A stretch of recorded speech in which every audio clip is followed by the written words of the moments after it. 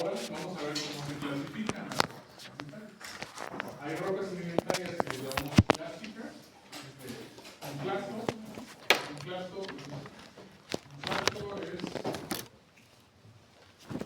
pedazo de roca.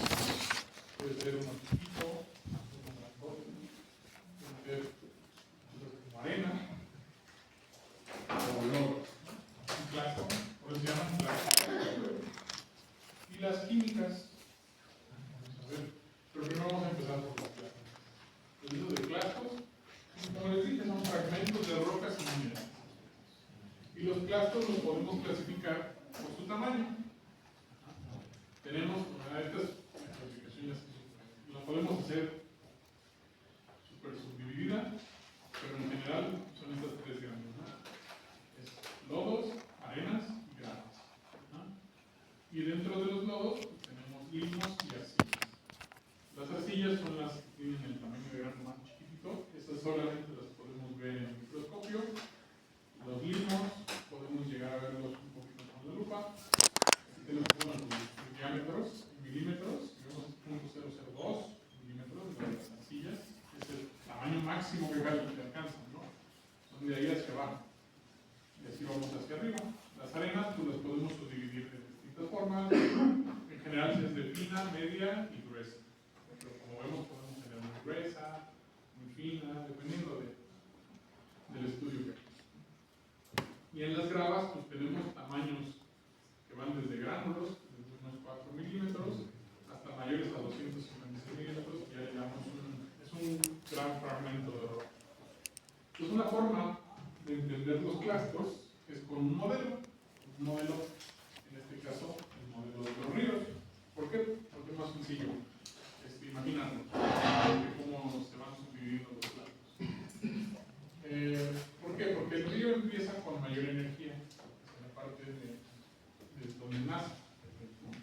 Esta zona donde nace el río, pues está en una mayor altitud, entonces tiene una mayor energía, el agua que lleva, que va fluyendo, y esa agua con mayor energía puede llevarse pedazos más grandes de roca.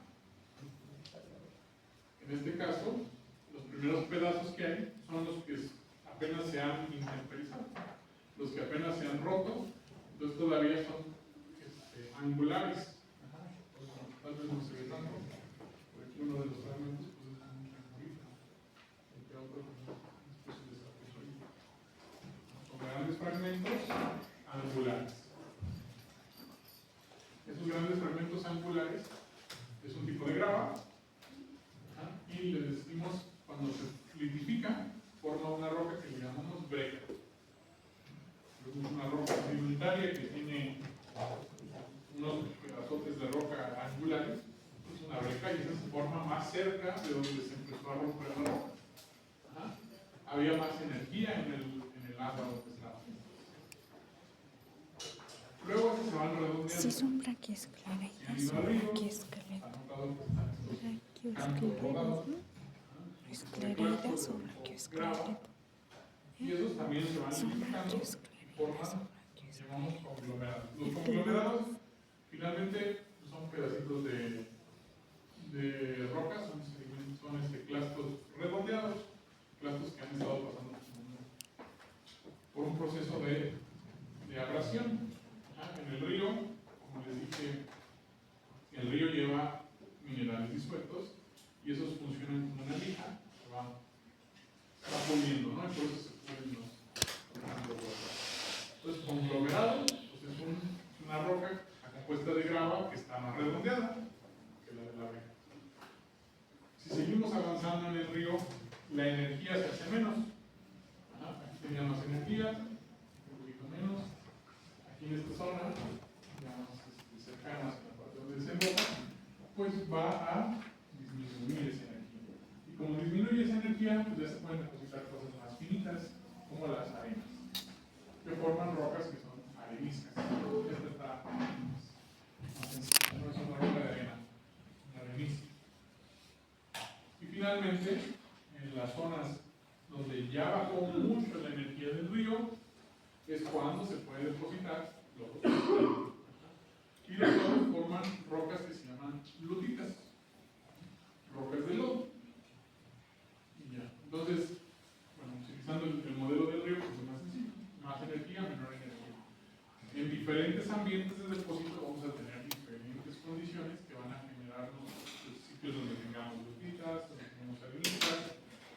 esta es una clasificación de qué tanta energía hay en el ambiente cuando se deposita en gas. Y bueno, estas fueron las plásticas. Y ahora las químicas. Las químicas son rocas que se forman por acumulación de compuestos químicos, por precipitación o ayudado de procesos biológicos. Y por su origen podemos clasificarlas en químicas orgánicas o de origen orgánico y químicas inorgánicas. Aunque muchas veces hay una combinación de las dos cosas. En las químicas inorgánicas, pues una de las más abundantes es la roca caliza. Es una roca que está hecha de carbonato de calcio. Este carbonato de calcio, ¿qué necesita el carbonato para depositarse? Necesita agua calmada, con un pH alto, un pH que tiene una base como de 8. Entonces ahí se precipitan los carbonatos. Esto ocurre en el mar profundo. Entonces muchas veces, si estamos encontrando roca caliza, unos paquetes enormes, podemos entonces interpretar que estamos en un sitio que en algún momento fue mar profundo.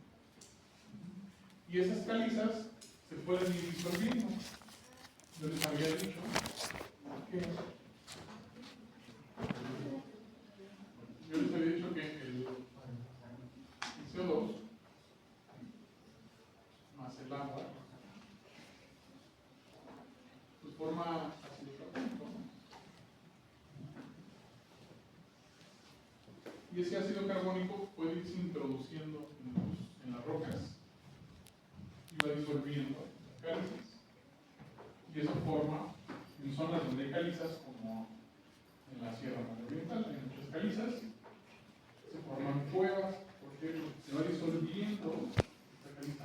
Es una forma en la que podemos hacer cuevas por disolución de carbonatos. Y por eso se forman estas estructuras que conocemos como estalactitas y estalagmitas. A veces, si uno le pregunta así de rápido, ¿cuál es la que va para arriba y cuál es la que va para abajo? Una forma de recordar es que las estalactitas están hacia el cielo y las estalagmitas están hacia el mar. Bueno, al menos es la forma en la que he recordado más. Entonces, las estalactitas y estalagmitas son de una roca que se llama travertino, que es caliza que se disolvió y luego se depositó en otro lugar. Se pueden llegar a formar columnas, ya cuando se juntan las estalactitas y estalagmitas. Y bueno, aquí un ejemplo de un travertino. El travertino es útil. El travertino es útil porque, como se forma en un momento, puede atrapar ciertos elementos que permiten pescar, ¿no? En algunos casos. Es cuando se formaron los travertinos. Entonces, para eso son útiles. Cuando uno estudia fósiles que estaban en cuevas. Y bueno, la caliza, estos de carbonatos, se forman así de forma.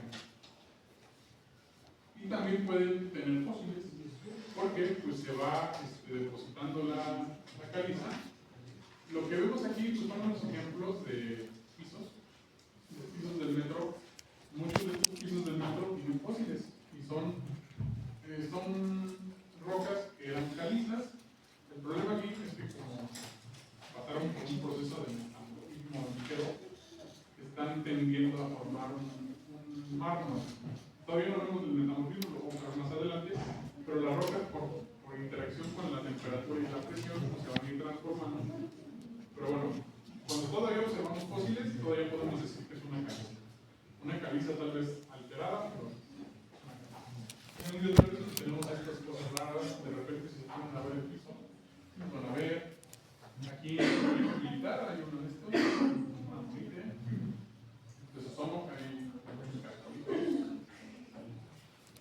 Sí, todas las personas las cortas son unos organismos que se llaman rudistas. Es un tipo de almeja, pero es una almeja que se tiene las almejas las conocemos en dos barcas. Las rudistas tenemos una tapita y tenemos una super que va hacia abajo. Estos animales eran los que formaban los arrecifes en el Mesozoico, ¿no? Cuando estaban los dinosaurios. Y los corales casi no formaban arrecifes. Sí existían, pero los arrecifes eran principalmente formados por olas. Pues muchas de estas formas irregulares extrañas son cortes de partes o una parte acá, puedes tomar una vista acá, ¿no? O sea, entonces estos son restos de arrecifes de ruinas casos, y se depositó la caliza de forma inorgánica alrededor de ellos también. O sea, por eso les decía que es como una combinación a veces. Pero el proceso principal por el que se formó esta caliza, pues fue un depósito inorgánico. Aquí pues una monite, esos parientes de los pulpos y calamares que nos conchitan. Y ya podemos ver camaritas internas que se llenaban de gas. Y acá afuera tienen un tubito. Ese tubito vale tal vez más adelantado para ustedes, pero es un tubito que nos permite saber que son de este grupo, cefalópodos, la conchita, de los que tienen tentacolitos, calamares. Y es el que permite que fluyera el gas entre las camaritas y que fluyera en la columna de agua. Bueno, y los caracoles, nuestras turritelas. Aquí tenemos un corte de la conchita. La concha es una sola cámara continua, y pues si la cortamos, pues tenemos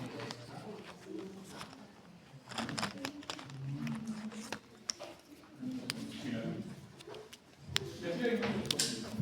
En el metro está, de repente, pues si observan, pueden ver varios cosas. Y bueno, esas son las caras. Luego vienen otras inorgánicas que les hacen muchos memes a los geólogos. Si se meten a páginas de geólogos, páginas de memes de geólogos, hay uno, por ejemplo, un afloramiento de líquidos que los geólogos se saborean. ¿Por qué? Las salitas, a pesar de lo primero que pensamos, si nos dicen que están saboreando por unas salitas, pues debe ser algo así, ¿no? Pero no, realmente es esta roca. Es una roca de sal.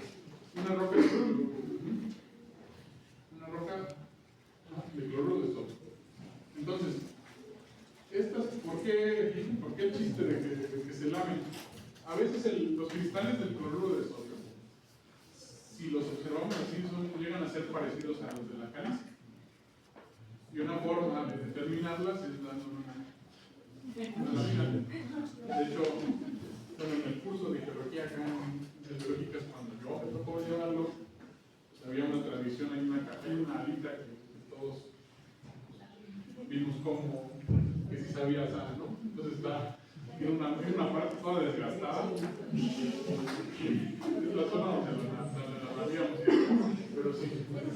Entonces es una forma de determinar. Muchas veces tenemos que usar varios de los sentidos para determinar la roca. Y bueno, estas salitas, ¿dónde se forman? Estas salitas pertenecen a un grupo de rocas que le llamamos las evaporitas. Las evaporitas, hay una serie consecutiva de minerales que se van depositando con la evaporación del agua.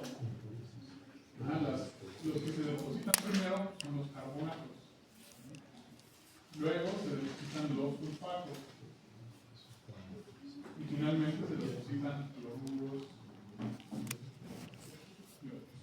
Entonces, en el proceso de evaporación de un cuerpo de agua, pues lo primero que va a caer son carbonatos.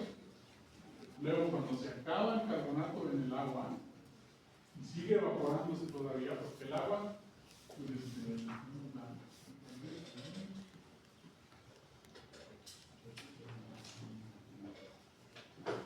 y esa va encerrando, como esta tiene carga, va encerrando partículas que tengan carga negativa.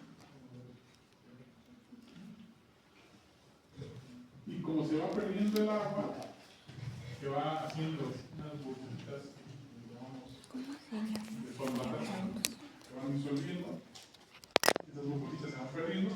Lo primero que cae son carbonatos, luego los sulfatos, Entonces, nosotros podemos ir viendo en la roca, pues tenemos mucho carbonato acá. Luego acá tenemos muchos sulfatos. Y luego arriba tenemos muchas de estas. La lita es lo último que se va depositando en el proceso de evaporación.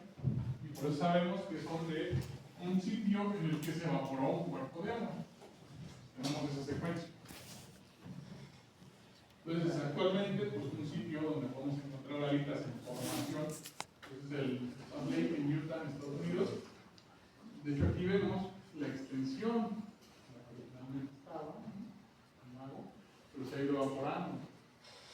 Y en estas zonas donde vemos aquí blanquito, pues es una zona donde hay alitas, donde hay sal. También acá en México,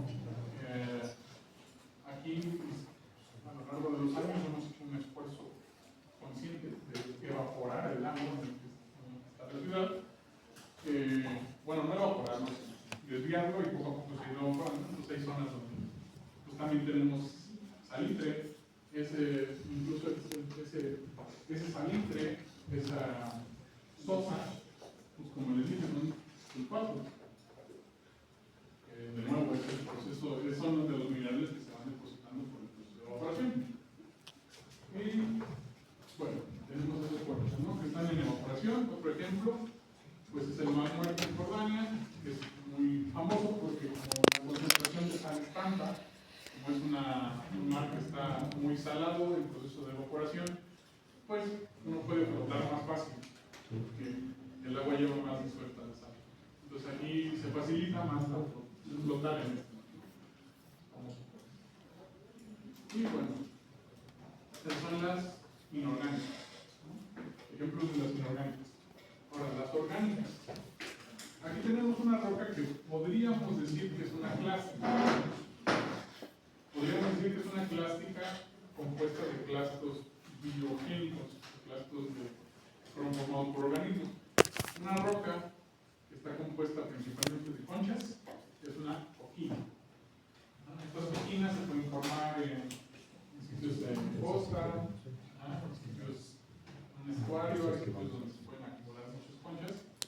Se liquifica, se forman minerales alrededor y tenemos una coquina. Aquí tenemos muchos tipos de conchas. Tenemos cardio, por ejemplo, por acá abajo. Tenemos anavaras, tenemos unas que se llaman donax,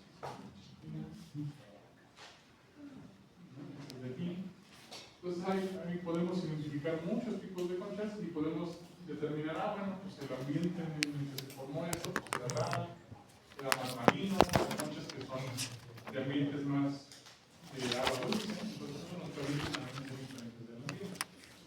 Entonces las orquinas, son muchas de las clasifico aquí en las orgánicas porque finalmente, principalmente están formadas por un clasto orgánico.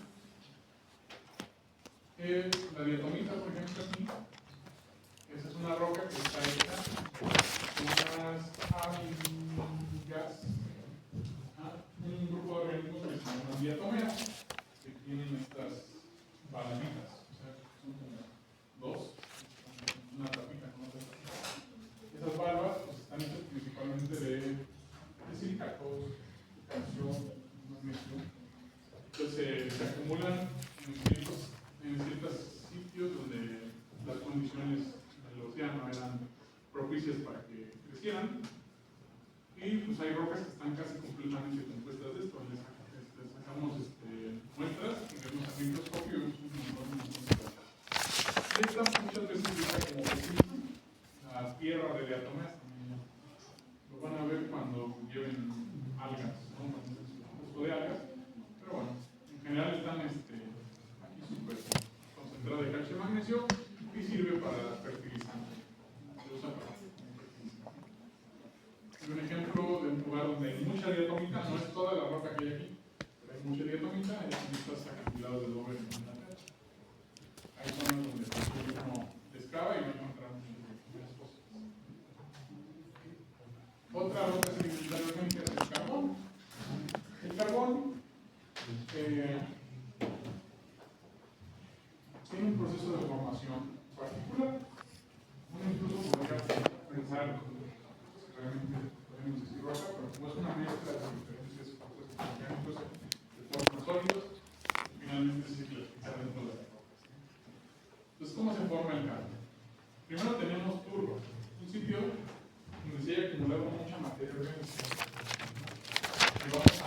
similar.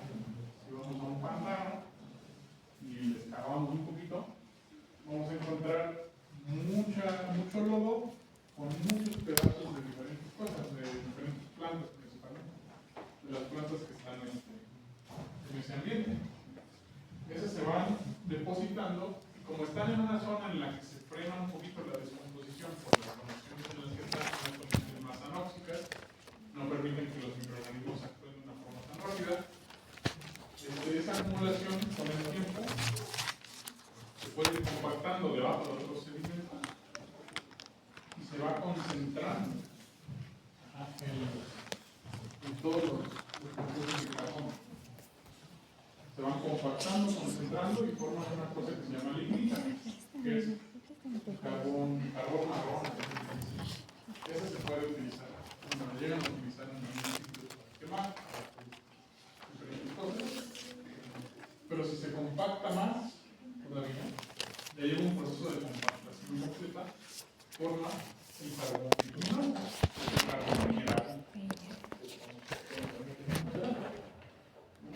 Y si este carbón todavía somete a presiones y temperaturas mayores, ya en procesos de los sedimentarios, lo próximo que vamos a ver, metamórfico, se apachurra, se superconcentra y entonces tenemos antracita, que es la más eficiente energéticamente. Muchas veces la buscan, ¿no?, para fábricas, para plantas generadoras de energía, porque es la más eficiente de quemar, tiene más concentración. Y estos pues, se forman, como les dije, en pantanos, y un momento particular de la historia de la Tierra donde se formó mucho carbón, es tanto que se formó carbón en este tiempo que se llama carbonífero, desde hace 358 a hace 298 millones de años. Aquí, ¿qué pasó? Bueno, había muchos pantanos en la Tierra, las condiciones allí fueron propicias también. Las plantas empezaron a desarrollar formas arbóreas, formas similares a árboles. Entonces, de acá son helechos. Más que nada, todo lo que está aquí son parientes de los helechos, pero con forma de árbol. ¿No? Plantas sin semillas.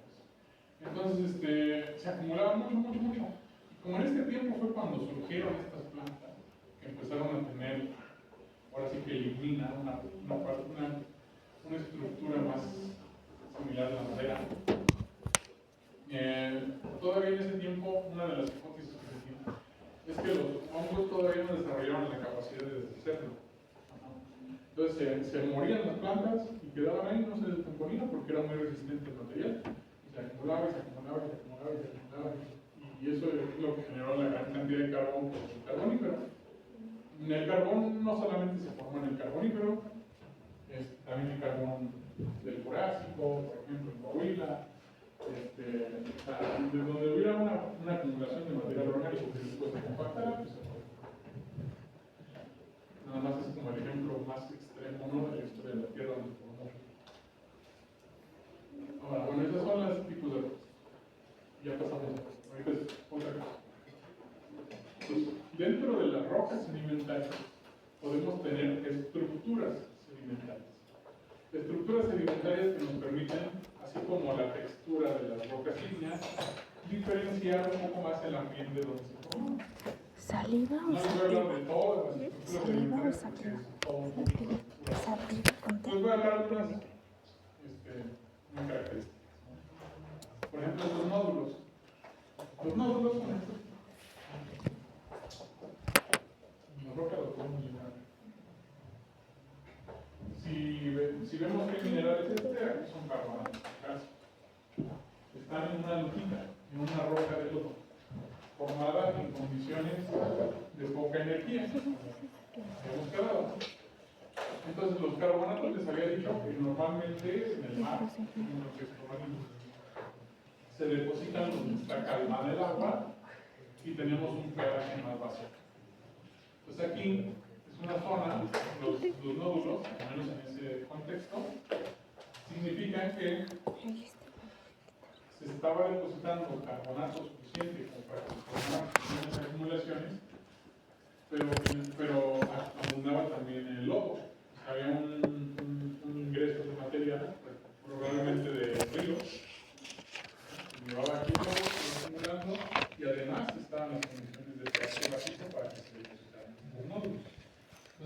indicador de que este lodo, esta lista, se formó en el mar profundo. Porque esto ocurriría en el contexto fluvial, en los ríos.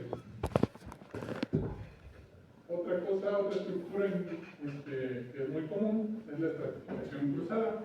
La estratificación cruzada, ¿qué es? Si vemos aquí las capas de roca, en los estratos, las podemos ver aquí y aquí vemos que acá.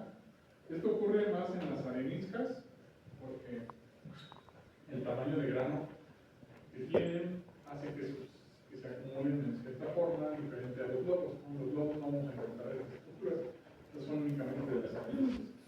Entonces, ¿qué significa esto? Aquí tenemos otra que viene para acá, y luego otra que viene para acá, y luego otra que viene para acá. Esto es que se van acumulando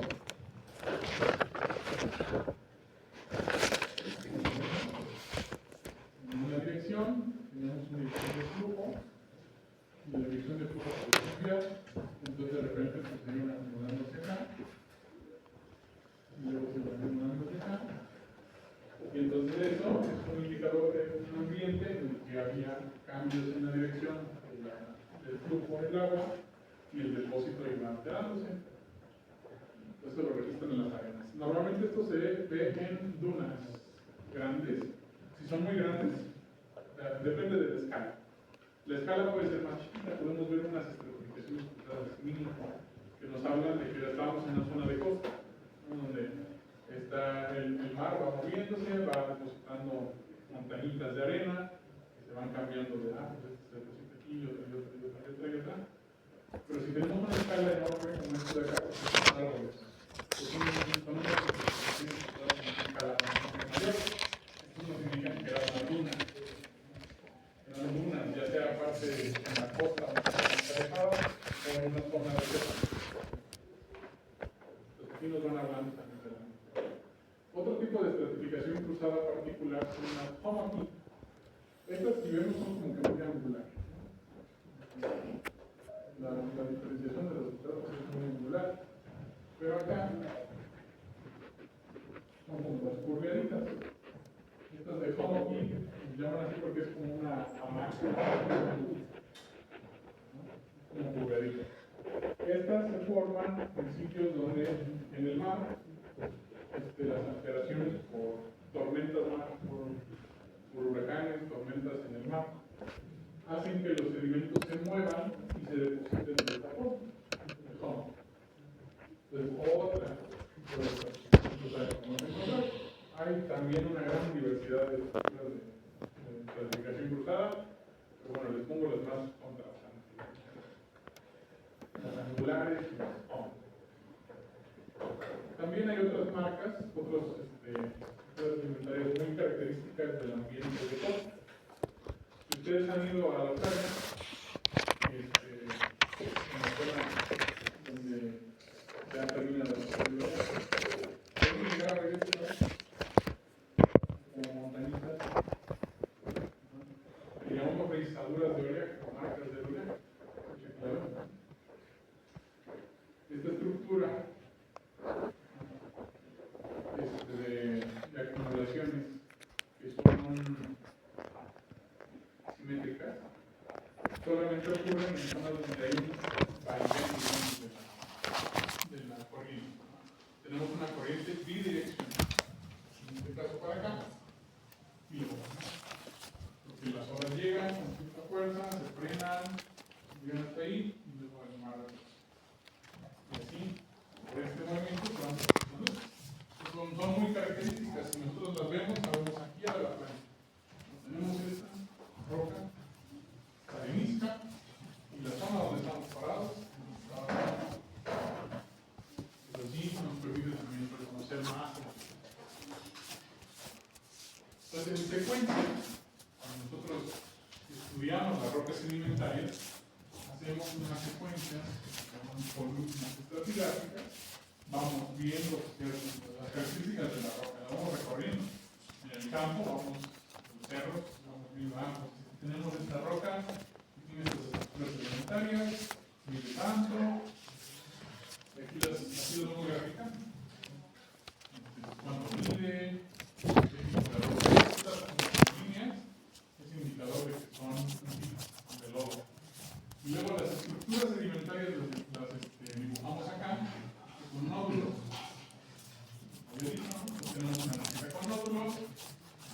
pero son muchos puntitos, significa que son areniscas. Y acá tenemos estratificaciones cruzadas, estratificaciones de Suárez, de Arraca, de fondo. Les había dicho que se forman en zonas donde afecta los tormentos. Luego tenemos otra vez lodo, luego tenemos arena. Y en estas arenas tenemos otras estructuras de clasificación cruzada más grandes, de una escala mayor, en este caso por el efecto del oleaje. Y aquí vamos también graficando el grosor de los clastos. Como se dice, los clastos los podemos sacar en sus diámetros. Entonces, mientras más grandes son, pues esta línea se marca acá. Aquí tenemos más gruesos y aquí súper gruesos. Entonces, más energía para acá. Y grandes clasificaciones cruzadas de la escala de dunas. Y además ponemos, además de las estructuras sedimentarias, de la roca sedimentaria, ponemos los fósiles. En este caso aquí hay maderas, parte, hay conchitas,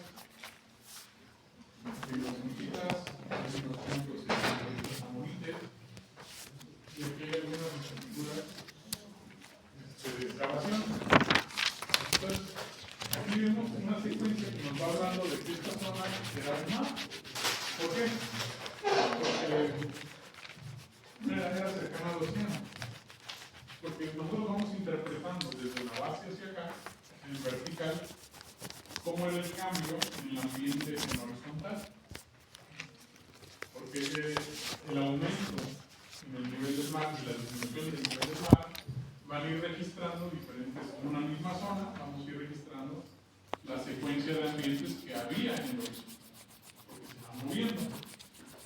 Entonces así podemos reconstruir en qué ambiente estamos. Por eso sabemos en ciertas zonas, este era un lago, este era el océano, este era un río, porque van a generar diferentes estructuras ambientales cada uno y secuencias características. Esto ya es todo un área de estudio, ¿no? Hay muchas complicaciones ahí para el estudio de esto, más complejo, pero bueno, se los pongo así más o menos.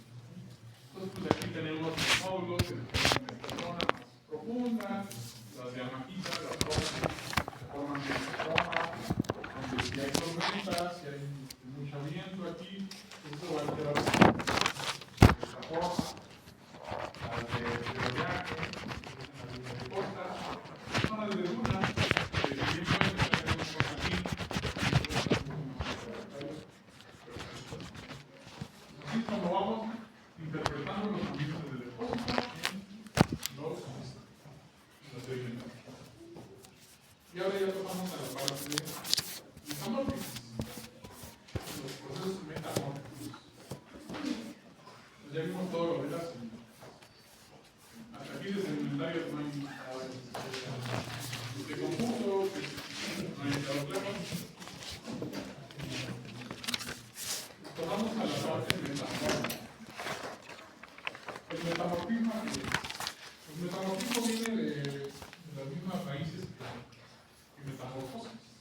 No somos biólogos, ¿no? De la transformación,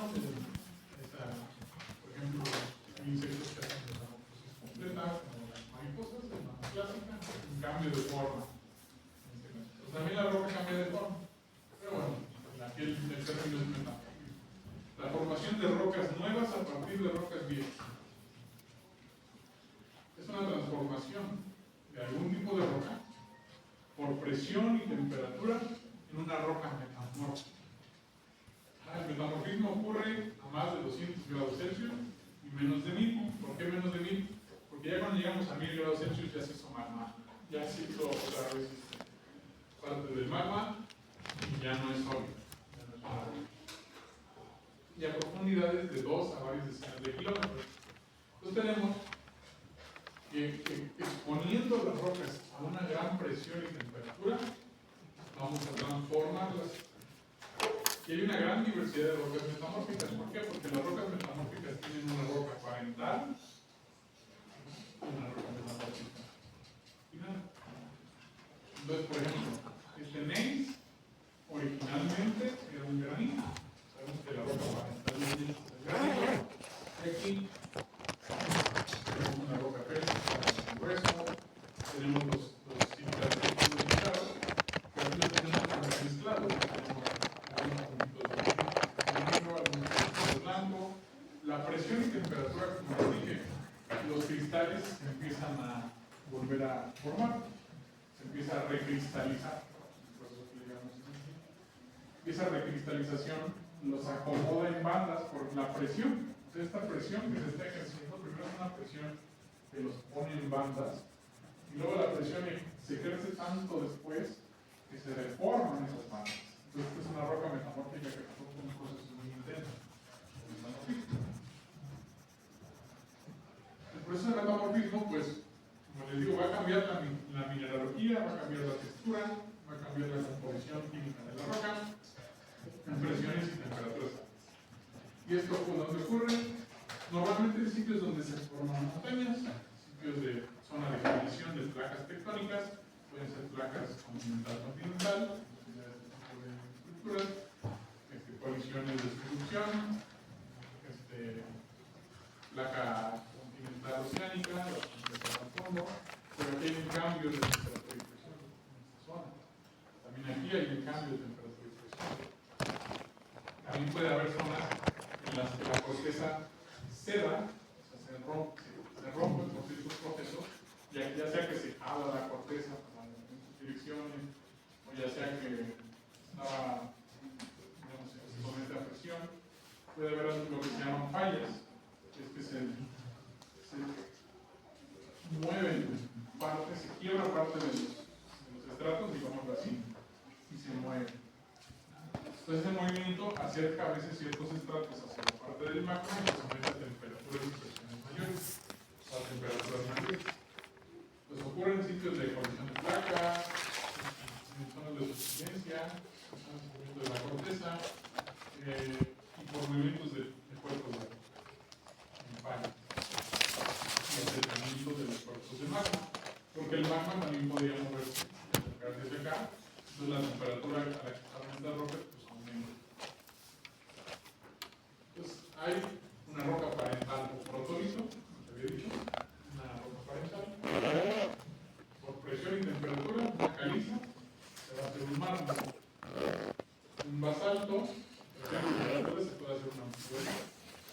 Un carbón bituminoso, por presión y temperatura, se puede hacer una antracita. Y así hay una gran diversidad. Pero los efectos principales son la temperatura. La temperatura permite que se muevan de nuevo los átomos. O sea, de nuevo las moléculas se empiezan a mover, se pueden reacomodar. Y ese proceso se llama recristalización, se había dicho. Y eso hace que los cristales se hagan más grandes. Si los sometemos simplemente a mayor temperatura, los cristales van a tender a crecer. Entonces, por eso, una roca caliza, que la tenemos, a un mármol, la diferencia principal que vamos a ver es que los cristales son más grandes. Los cristales de carbonato van a ser más grandes que los de acá. La temperatura puede actuar, hay un tipo de metamorfismo en el que actúa principalmente la temperatura, que se llama metamorfismo de contacto. Les había dicho que los cuerpos de magma se pueden mover y someter a ciertas rocas a una temperatura mayor. Entonces ese cuerpo de magma se mueve, por alguna razón queda en contacto con otra roca que no estaba a cierta temperatura y genera, puede generar mármoles. Entonces aquí el agente predominante es la temperatura.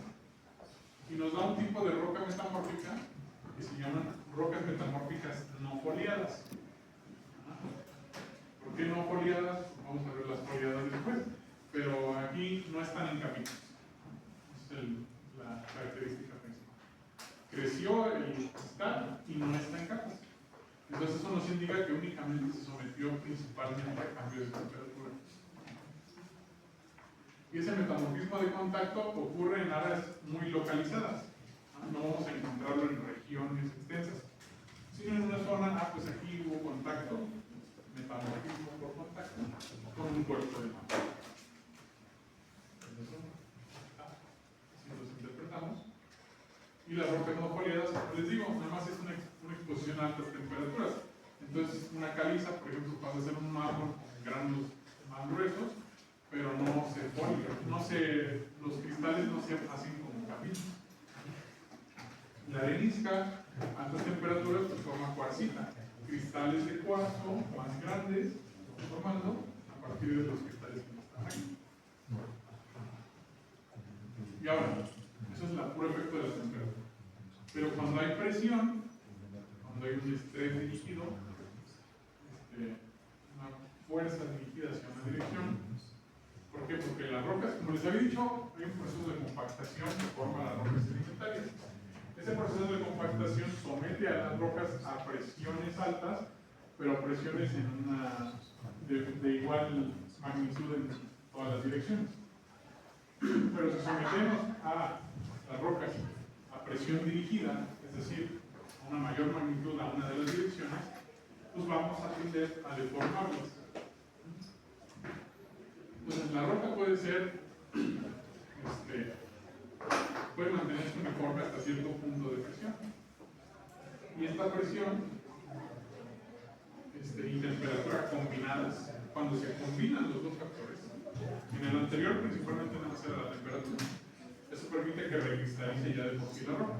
Pero si la sometemos también a presión mientras está la temperatura alta, los cristales que estaban antes ordenados de forma aleatoria, como estaban formándose en el magma, se ordenan dependiendo de la zona hacia la que está la presión.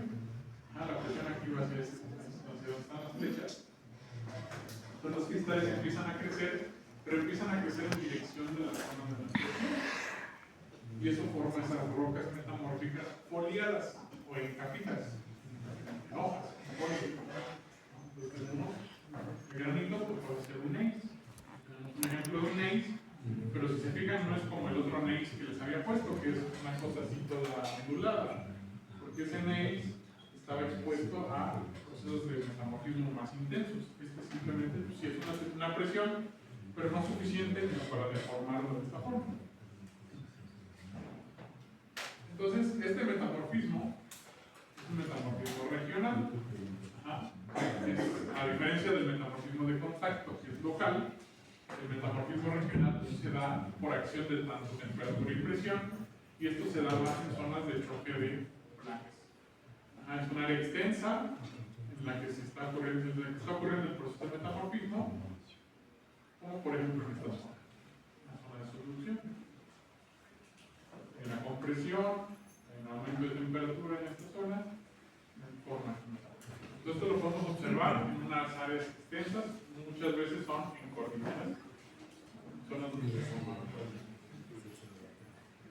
Y el otro tipo, ya vimos el de contacto, el regional, y hay otro, que es el metamorfismo de choque. Es un metamorfismo causado por el incremento de presión y temperatura, pero aquí, a diferencia del de contacto y el regional, el de contacto y regional ocurren por procesos intrínsecos de la Tierra, procesos internos. Pero el metamorfismo de choque ocurre por impactos externos a la. Bueno, impactos externos. Principalmente esto en la historia de la Tierra lo hemos observado en sitios donde hay cráteres por impacto con asteroides, con meteoritos. Se forma estos cuartos que se llaman cuartos de choque, el cuarto se quiebra en ciertas direcciones por la gran presión, por el impacto, se quiebra y esto, como les digo, pasa también en los cráteres.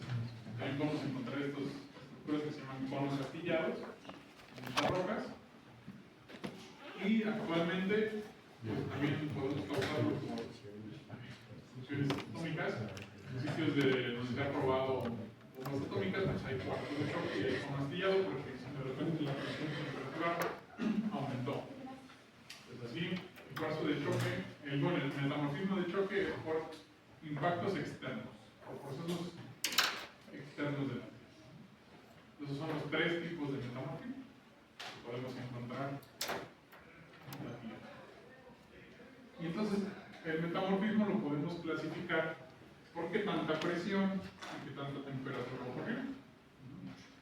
Hay ciertas condiciones que no existen en el planeta, ciertas condiciones, combinaciones de presión y temperatura que no nos encontrar aquí, simplemente porque nuestra atmósfera no lo permite.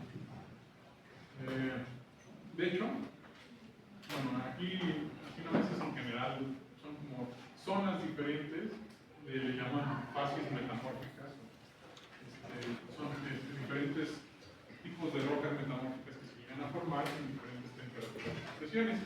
Y nosotros podemos ubicar a las rocas en estas zonas y ir estimando, bueno, qué tan intenso fue el proceso de metamorfismo que tuvieron. Y aquí una interesante es esta zona, el esquisto azul. Porque durante mucho tiempo, en geología, esto era parte de lo que no existía en el planeta. Era parte de las condiciones que no se creía que ocurrían en la Tierra. Pero bueno, eso vamos a hablar del esquisto azul. El chiste es que aquí clasificamos qué tanta intensidad de metamorfismo sufrieron las rocas. En general, podemos ir haciendo secuencias de rocas dependiendo de qué tan intenso fue su metamorfismo. Por ejemplo, una lutita puede pasar a ser una pizarra si se somete a ciertas presiones y temperaturas. Si esa pizarra se sigue sometiendo a más presiones y temperaturas, esto es originalmente lutita, aquí empezamos a tener ya los granos más complicados, hay cierto grado de recristalización. La pizarra es lo que ven en Pahuatlán. Entonces vieron ahí era antes una lutita que se formó, tiene fósiles de amonitas, pero las amonitas están como que aparecidas extrañas. ¿Por qué? Porque se sometieron a presión y temperatura. Luego, la filita ya empieza a bandearse los minerales. Luego hay esquisto, en el que los minerales ya están más en polvo, y tienen cristales más grandes, o sea, más temperatura y más presión. Luego empieza a haber esquistos con granates. Los granates son estos minerales que aquí. Empieza a crecer minerales ya más grandes que se llegan a notar, además de la foliación. Y si eso se somete a más presión todavía, se llegan a formar neises. Entonces, si se fijaron, el gneiss yo les he dicho que viene del granito, pero también puede venir de una lutita. Si se somete a mucha presión y mucha temperatura, una intensidad mayor de metamorfismo. Entonces ahí entra la complejidad un poco del estudio de las rocas metamórficas, porque pues, también pueden llegar a diferentes rocas, pueden llegar a un mismo resultado, una roca metamórfica. Mira, simplemente por su composición, es que vamos a saber, y por la secuencia también de las otras rocas que están alrededor de ella, qué es lo que pasa. Y si estos gneiss se someten a mayor temperatura y mayor presión, se llega a formar esto. Así como teníamos algo intermedio entre sedimentario e ígneo, hay un intermedio entre metamórfico e ígneo. Tanta presión y temperatura que está acercándose ya al punto en el que la roca se va a volver magma, pero no se vuelve magma. Es un proceso de metamorfismo muy intenso y forma estas migmatitas o rocas mixtas. Son rocas que casi llegan a derretirse e incluso no puede observar el punto de contacto con el magma, porque aquí tenemos un granito. Entonces esto también ha ayudado en la historia de la geología pues, a hacer las interpretaciones de cómo ocurre el proceso de cristalización de los magmas. Porque tenemos estas migmatitas con minerales que se cristalizan a unas temperaturas y presiones muy altas, que nos indican que aquí hay una gran temperatura, pero no suficiente para que se derrita. Entonces estamos casi en un proceso de derretimiento. Podemos ver aquí la de hilo. Entonces es evidencia del proceso de formación del granito, por ejemplo. Entonces es como lo que está entre lo metamórfico y ya casi llegaba a estas temperaturas para el magma, pero todavía no. Y otra interesante, de las muchas rocas metamórficas, es este este esquisto azul. Es azul porque está compuesto de unos minerales que son anfíboles sódicos. Anfíboles con mucho sodio llegan a formar este color. Entonces, esta zona que les dije que en algún momento los geólogos creían que no existía en el planeta. Decían, no, esta combinación de presiones y temperaturas pues no puede ocurrir.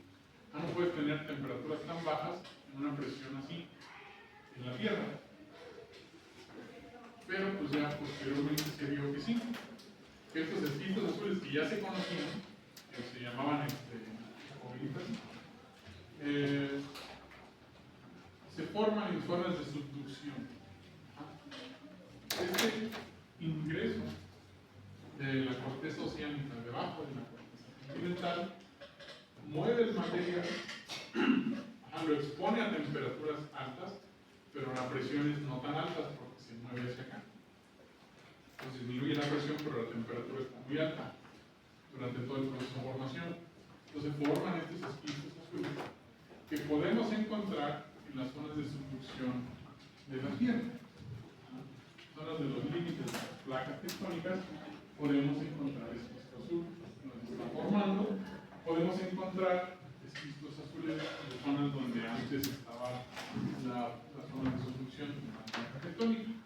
Entonces así podemos ir reconstruyendo, es parte de los modelos que se usan para reconstruir la evolución fundamental de la Tierra. Para eso se usan las metamórficas, al menos en cosas que nos sirven más a los biólogos. Entonces, bueno, pues con la evidencia de las rocas metamórficas, como sabemos que esas se forman en presiones y temperaturas determinadas, podemos hacer interpretaciones, el estudio de cómo se formó, cómo se movieron los continentes, cómo estaban conformados en el pasado. También eso integra evidencia de las sedimentarias, integra evidencia de ígneas para las fechas, en los momentos en los que se forman estas cosas. Entonces, pues esto en conjunto nos permite reconstruir, ¿no?, el movimiento de los continentes del pasado, incluso zonas donde había cordilleras y evidencia de metamorfismo. Vamos a ver mucho acerca de la Tierra. Pues ya vimos entonces en general el proceso, pero pues estando conscientes de que podemos pasar siempre de una roca a cualquier otra parte de este sitio, dependiendo de cómo estuviera expuesta en la Tierra y cómo se mueven los estratos, o sea, cómo se mueve la tectónica incluso de la Tierra, cómo se mueven los cuerpos de magma, vamos a tener variaciones. Pero en general el ciclo, pues ya lo vimos todo continuo. Y bueno, no es perfectamente eficiente. Si el ciclo de las rocas fuera perfecto y toda la roca se reciclara, y toda la roca volviera a magma y otra vez volviera para acá, no tendríamos evidencia fósil, o no tendríamos evidencia de metamorfismo pasado, no tendríamos evidencia incluso de las rocas ultramáficas que les dije. Si todas esas se hubieran deshecho y se hubieran ido para otro lado, y nos hubieran preservado, pues no tendríamos la evidencia. Entonces, gracias a esto, gracias a que el ciclo de las rocas no es un proceso perfectamente eficiente, nosotros podemos encontrar muchas evidencias que nos permiten reconstruir la historia de la Tierra. Y es precisamente esa